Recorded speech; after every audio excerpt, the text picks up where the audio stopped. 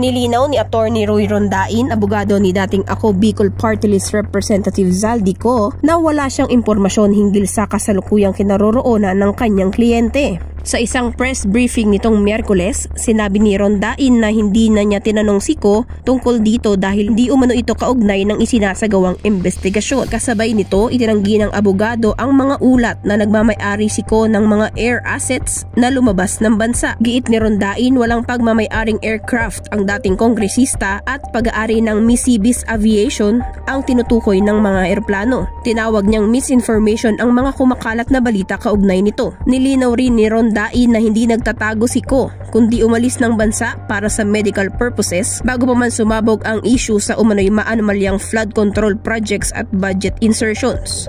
So would you say he's not, hindi siya tumatakas basically? No, kasi Hannah, remember that he flew out for medical reasons way before this whole thing blew up.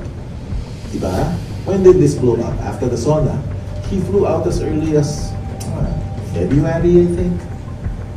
So hindi siya tumakbo. Let's get that clear.